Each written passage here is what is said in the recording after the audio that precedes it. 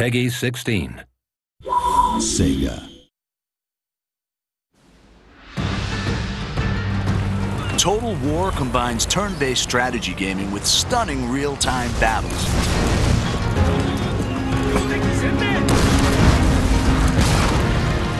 Players take command of nations, armies, and generals as they battle for ultimate victory.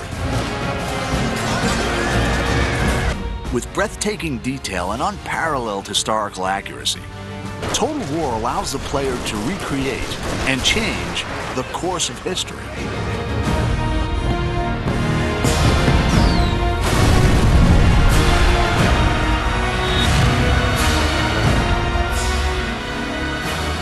In 2011, the award-winning Shogun 2 offered new AI, streamlined controls, and a host of multiplayer features. In the Fall of the Samurai standalone expansion, the Creative Assembly have created the largest expansion pack ever for a Total War game. It's taken us into areas we've never been to before with Total War. It's getting closer and closer to the modern era. I think it's exciting because it's the latest any Total War game has ever been to the modern day, the closest any Total War game has been to the modern day. And with that brings a lot of really interesting different game features, a lot of scope in terms of how fast the game moves and how quickly your armies are deployed across the map, how many different types of units are available. Set 300 years later than the original game, The Fall of the Samurai sees the clash of traditional samurai culture with the explosive power of the early modern world. It's the late 19th century, which means that it's got some of the most advanced technology seen in the Total War game. So you've got torpedo ships, off-field artillery, all that kind of stuff that actually makes it feel quite different from particularly Shogun 2, which is obviously set in the 16th century.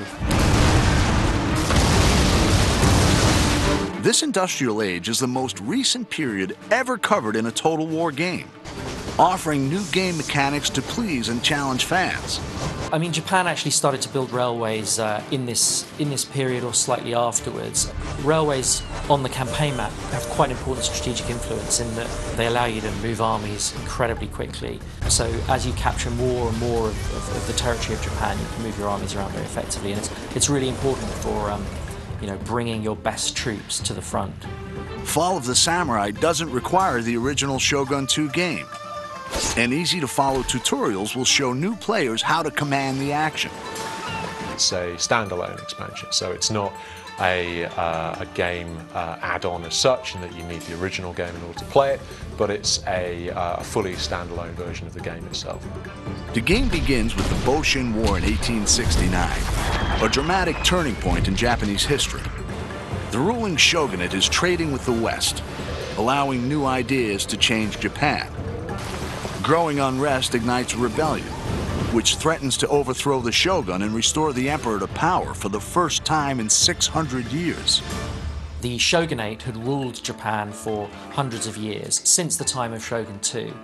But people were getting more and more agitated as the shogunate kind of opened up Japan to foreign influence. And so there was a movement called Revere the Emperor, Expel the Barbarians. And it eventually sort of boiled up into full-blown rebellion where whole domains rise up and try and overthrow the shogunate.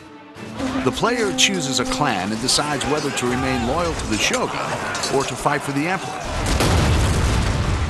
Every clan has their own unique strengths and challenges, civilian, diplomatic, or military. Each faction within an allegiance has its own clan trait, which gives it a very specific play style. Like you might have one who is more open to modernization or trade, in which case they'll have access to cheaper modern units, more money from trade with Western powers, or you may have some who are just the opposite. In the next trailer, we'll find out how the campaign and the real-time battles have been reimagined and redefined.